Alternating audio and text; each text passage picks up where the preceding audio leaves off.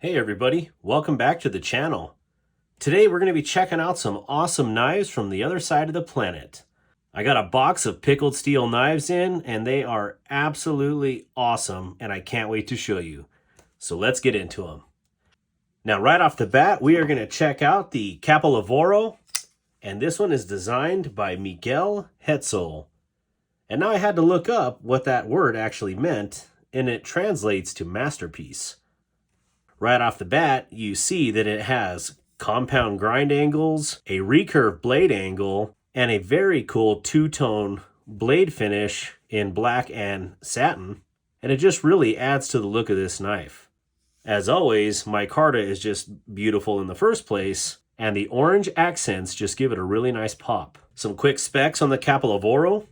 We have an overall length of 7.6 inches, a blade length of 3.03 inches, a handle length of 4.5 inches. We have a handle thickness of 0.59 inches and a blade thickness of 0.118 inches, or just under 12 thousandths. The blade is constructed of D2. It is a drop point blade with a recurve grind and compound blade grinds here.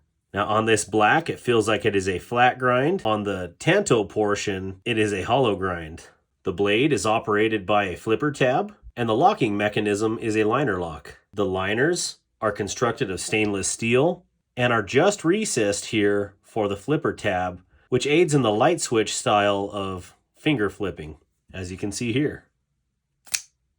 There is jimping on the top of the blade. The pocket clip is a deep tip-up left and right hand carry, and as you can see here, the very innovative pocket clip with the milled out micarta. This is what the Capolavoro looks like in the pocket. The operation on the Capolavoro is very smooth, and just with a simple flick of the finger, it just rockets out like a rocket. I think what's cool about this is the polished stainless steel liners. Man, this thing feels like it's just been fine-tuned to a T, but it just absolutely rips open and shut. Watch this. That is what you would call in the knife world guillotine. That's awesome. Next knife up, we have the Pickled Steel Warhog. And this one is designed by Johan Jordan. And right off the bat, to me, this one just has a very brutish, very big feel and look to it. And I think one of the cool things to me right off the bat that strikes me is the inlaid micarta into the aluminum handle. It just gives a very cool visual appeal to it. The second thing that strikes me is just the overall shape and size of this knife. It's a big boy for sure. Very thick blade stock and a very thick handle. The sheep's foot style blade gives it a very aggressive, very utilitarian look, and the red accents just give it a real nice pop. In hand, the Warhog just fits good. I have a large size hand again, and you can see the thumb fits on the thumb ramp very well, and the jimping grabs. And just 1, 2, 3, 4, my pinky rides on the back little cutaway, and there it is. Now if you choose to choke up on the knife, my first finger rides in the generous finger choil, and you can either run it on your thumb on the ramp or on the blade itself. And either way is very comfortable. Yeah, that's awesome. Quick specs on the Warhog. We have an overall length of 7.59 inches. We have a blade length of 3.18 inches. A handle length of 4.4 inches. A handle thickness of 0.57 inches. And a blade thickness of 0.14 inches. The overall weight is 5.7 ounces. The blade is a sheep's foot style blade constructed of D2 and finished off with a very nice black stone wash. It is a flat grind. The operating and locking system is a crossbar lock. The handles are constructed of aluminum with inlaid green micarta. The pocket clip is a deep carry wire pocket clip, and it looks like it could be compatible with Spyderco styled pocket clips, which includes many aftermarket makers with solid milled titanium, etc. This is what the Warhog looks like in the pocket. Because of the blade weight, Man, this thing shuts with authority. Very easy to use, whether you're using your thumb or your opposing fingers or even the crossbar lock. It just absolutely rips out. And in hand, for as big as it is, it just fits. It fits very well. As you can see here, not only does the blade have jimping, but the handle does as well. And that just gives you many options on where to put your thumb and get the most amount of traction for your buck. Both of these knives come in really cool pickled steel knife cases featuring their logo. And it looks like this one must be the Warhog's case, but the knife comes wrapped, comes with hardware and an extra pocket clip just in case, and looks like some Omega springs as well as a microfiber cloth, and it is velvet lined, so that's really cool. First up, we have the Sheepdog by Kaiser, and as you can see, there are some slight similarities between the Warhog and the Sheepdog. Next up, we have the EMP EDC Relative Buoy, and as you can see here, the Relative is just a hair longer than either of the pickled steels. And last but not least, we have the Kaiser Deviant. It is just a tad bit smaller than both of the pickled steel knives. All right, onto these big dogs. Let's check out the fixed blades. Here's the Pickled Steel logo and their motto, because you can't cut stuff with a cucumber. I like it. Also, I've never tried to cut anything with a cucumber, but noted. Disclaimer, I have had these knives out, and I did some slight modifications, so what you are seeing, I did some modifications to fit me better for how I use knives, especially fixed blade knives. So let's check it out. Open in the box. This one is the brown, but to me it actually looks more orange, but that's okay because it looks awesome either way. So they do come with a Kydex sheath with a textile lock, which is a really wide one, but I guess it would have to be wide for this heavy of a blade. And I think before I pull it out, I think that what grabs my attention right away is that it is very nice and thick here.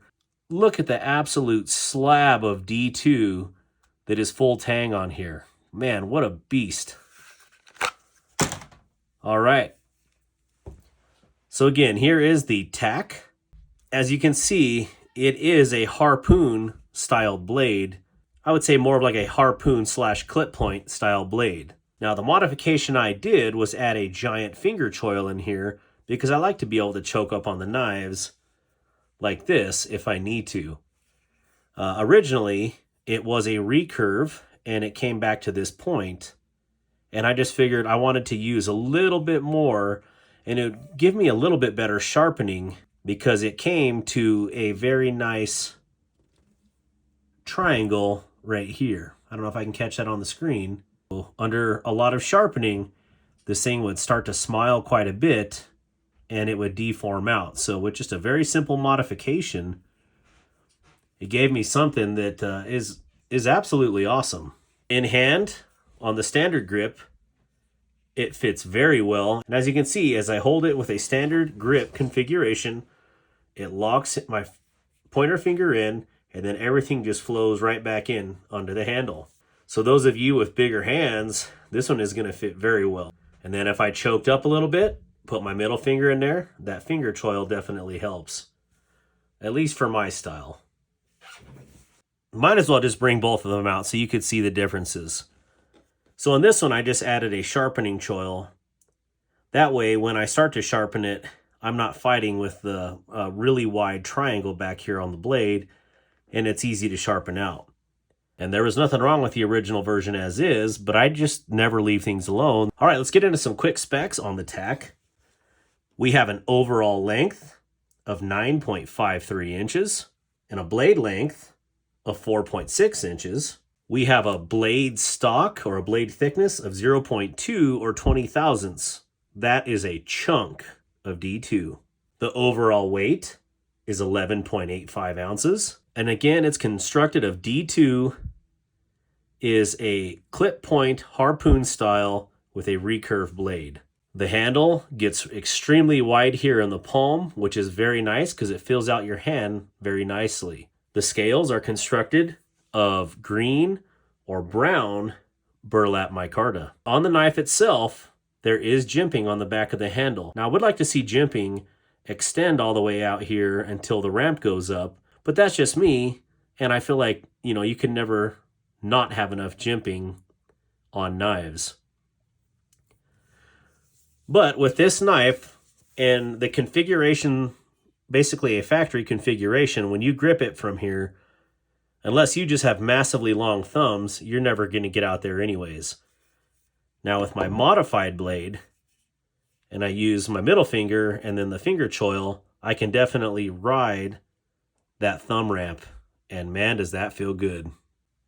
Size comparisons with the tack. First up, we have the Muskrat from Kaiser Knives, designed by Derek Sharon. Clearly, these are in completely different realms as far as daily carry goes. This one is meant to be a lightweight belt knife that just absolutely disappears.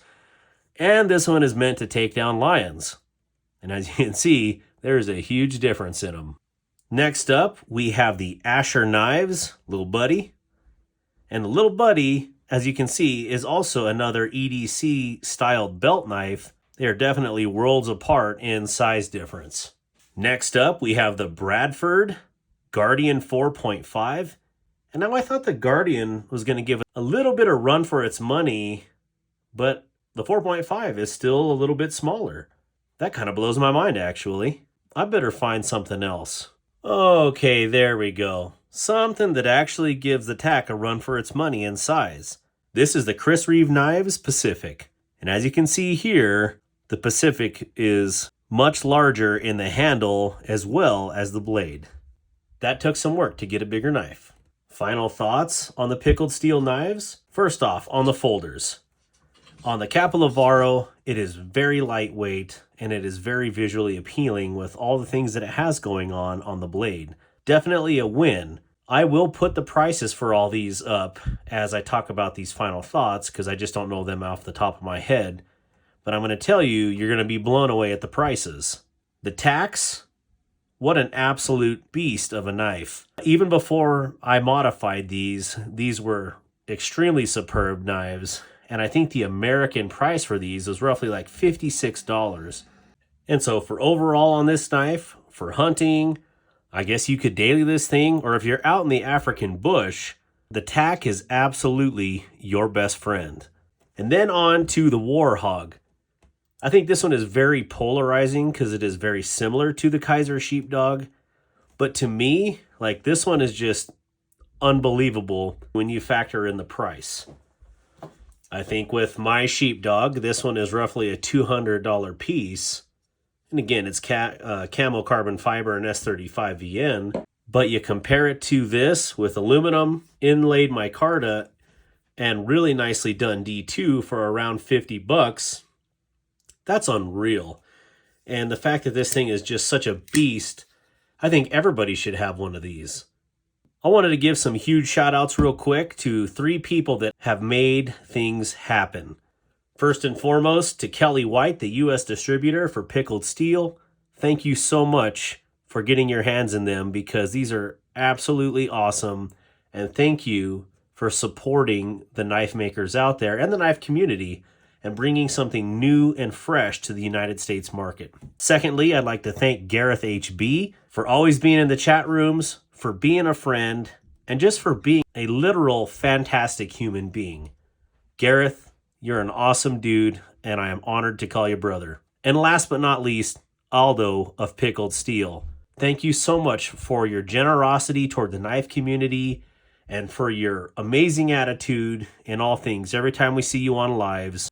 And thank you for bringing affordable and very unique designs to the market. I think the US market needs a refresh. You're the guy to do it.